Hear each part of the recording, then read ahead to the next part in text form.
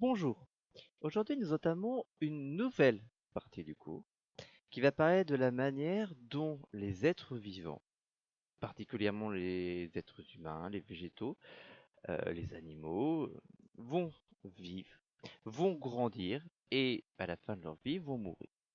Nous allons donc faire une nouvelle partie, vous prenez une nouvelle double page dans votre classeur, vous marquez le titre de cette double page, Vie et croissance des êtres vivants, en gros, en rouge. Et nous allons entamer la première partie de ce cours, qui est le développement des êtres vivants, en regardant en premier lieu le développement d'un être humain. Un être humain, ça commence à l'état microscopique. Ici, vous avez une vue au microscope d'un être humain à la première étape, lors des premières secondes de sa vie. Qu'est-ce que nous avons ici? Nous avons une seule cellule microscopique qui s'appelle la cellule œuf. Cette cellule œuf, elle se trouve dans le ventre de la femme qui deviendra la mère du nouvel être humain. Cet être humain va grandir dans le ventre de sa mère. La femme est enceinte, si vous avez une femme enceinte, à l'intérieur de son ventre, ici, dans cette partie-là, grandit un nouvel être humain. Le nouvel être humain, qui était d'abord une cellule œuf microscopique, grandit, et lorsqu'il grandit, il va devenir d'abord un fœtus, d'abord un embryon, pardon, puis un fœtus. Alors ceci sont des images de synthèse qui ont été faites à partir d'images réelles. Ce n'est pas une image réelle, mais ça vous donne une idée de comment est disposé un fœtus et un embryon dans le ventre de sa mère. Donc, il est protégé par une enveloppe qu'on appelle l'amnios, dans un liquide qui est le liquide amniotique. Et autour, il y a tout un tas d'organes. Là, vous avez le placenta qui sont là pour les protéger à l'intérieur du ventre de la mère. Vous voyez que petit à petit, donc là, si on est à 2 mois, ici, pour vous donner une idée, ça fait 3 centimètres seulement. Là, on est à 4 mois et demi, on est beaucoup plus grand. Le fœtus ici fait, je ne me souviens plus, c'est 32 ou 33 centimètres, quelque chose dans le genre. Donc il est quand même relativement grand. Et il va grandir jusqu'à être de l'ordre d'une cinquantaine de centimètres au moment de la naissance. La vie d'un être humain commence donc dans le ventre de sa mère. Il est d'abord un cellule œuf microscopique. Puis, il va grandir et devient un embryon. Et enfin un fœtus. Tant qu'il est un fœtus, il est toujours dans le ventre de sa mère. À un moment, bien évidemment, le fœtus va sortir du ventre de la mère. C'est ce qu'on appelle la naissance. La naissance se passe à ce moment-là, l'être humain sort, il devient un être humain indépendant, il n'est plus lié à l'organisme de sa mère, il a son propre organisme à part de sa mère. Il va naturellement avoir besoin de soins, il a besoin qu'on le nourrisse, mais il est indépendant. Il respire par lui-même, il va manger par lui-même, et il va bouger par lui-même, etc. Alors il commençait à bouger déjà dans le ventre de la mère. Par contre, il ne mangeait pas, il ne respirait pas encore. On lui apportait tout par ce qu'on appelle le cordon ombilical, qui est relié au nombril. Là, on voit ici le reste du cordon ombilical. Donc on a la naissance. Et à partir de la naissance, le nouveau-né va grandir. Petit à petit, il va devenir ce qu'on appelle un nourrisson, c'est-à-dire un être qui mange par lui-même, respire par lui-même, commence à ouvrir les yeux, commence à bouger, commence à entendre, enfin entendre et il entend de mieux en mieux, etc. Puis il va devenir un bébé et un enfant. Lorsque il devient un enfant, ici vous avez l'exemple de 2 enfants, l'être humain ressemble aux autres êtres humains, mais il n'a pas encore ni la taille, ni l'apparence d'un adulte. Il va acquérir cette taille, cette apparence au fur et à mesure de son enfance et de son adolescence. Lors de la naissance, l'être humain s'individualise, il vit désormais à l'extérieur de sa mère. Il est alors un nourrisson, puis devient un enfant. L'enfant va continuer à grandir. En même temps qu'il grandit, il va changer légèrement. C'est particulièrement vrai à l'époque, enfin à une période qu'on appelle l'adolescence, qui correspond à la période biologique qu'on appelle la puberté.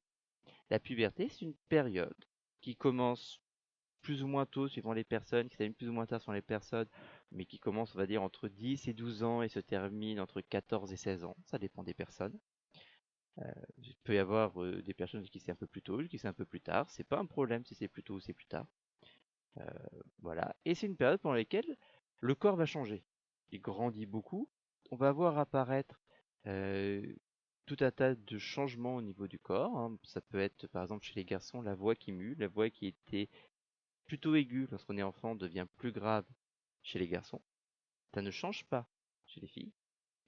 On peut avoir des poils qui apparaissent, on va avoir chez les filles la poitrine qui peut apparaître petit à petit, etc.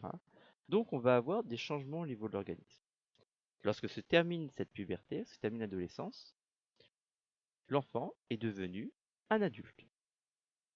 Une fois qu'il est adulte, l'enfant a la capacité lui-même de créer des enfants, de se reproduire.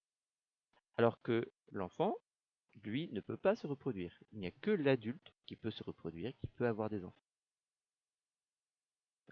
Une fois qu'on devient adulte, donc, bien évidemment, chaque personne est différente, mais on a quand même une forme, une taille qui nous permet de nous différencier en tant qu'adulte par rapport à ce qu'on était enfant. Les adultes ressemblent aux enfants, les enfants ressemblent aux adultes, mais on arrive bien à séparer les deux. Il y a eu un changement entre les deux. Lors de la puberté, donc, l'organisme change. L'être humain devient capable de procréer, c'est-à-dire d'avoir un enfant. Il devient un adulte. Les changements du corps s'accompagnent de croissance. L'enfant qui est ici va grandir. En grandissant, il va changer légèrement. Et vous voyez par exemple la tête ne grandit presque pas, alors que le reste du corps grandit. La tête grandit juste un petit peu. On a donc une croissance. Cette croissance, elle commence dans le ventre de la mère, hein, puisqu'on a, vous l'ai dit, hein, la cellule œuf, l'embryon puis le fœtus grandissent. Et ça va s'arrêter autour de 18-20 ans. En général, chez les filles, c'est plutôt autour de 18 ans. Chez les garçons, c'est plutôt autour de 20-22 ans.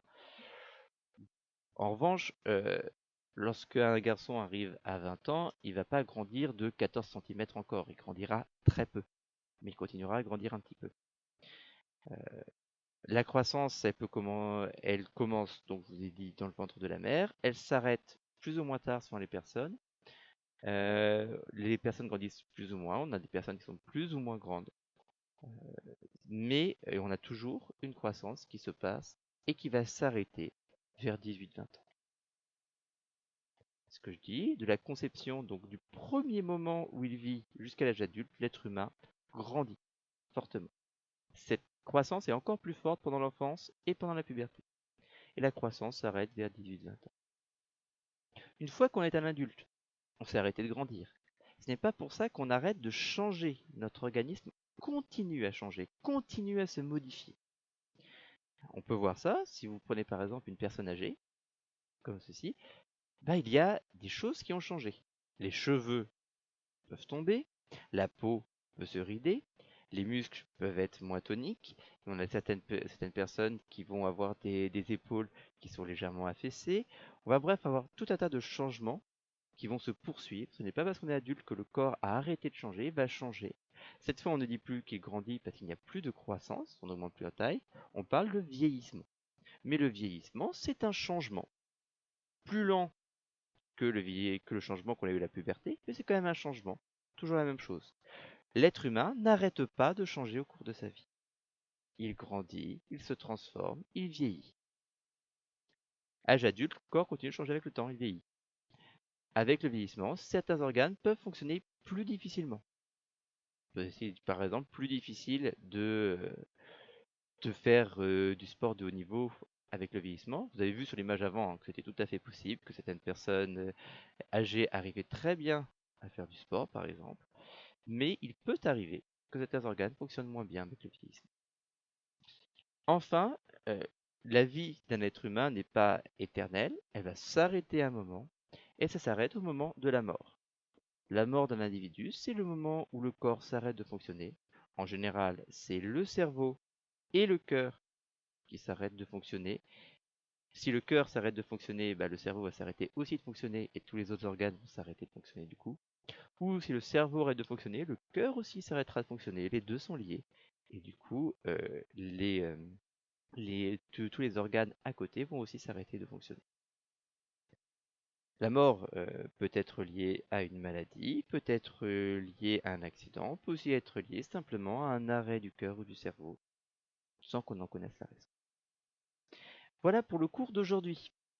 Ce que vous avez à faire, c'est d'écrire ce cours dans votre classeur et de répondre à un petit questionnaire que je vais mettre sur Pronote, qui est disponible pendant une semaine, donc ne vous précipitez pas, vous avez une semaine pour le faire. Si vous vous trompez, ne vous inquiétez pas, vous ne serez pas pénalisé, c'est une note bonus, donc une note qui ne comptera que si elle fait augmenter votre moyenne. Mais moi, ça me permet de savoir ce que vous avez compris, ce que vous n'avez pas compris, et du coup de reprendre en cours les points qui n'auraient pas été compris. Je vous souhaite une bonne semaine, et je vous dis à la semaine prochaine.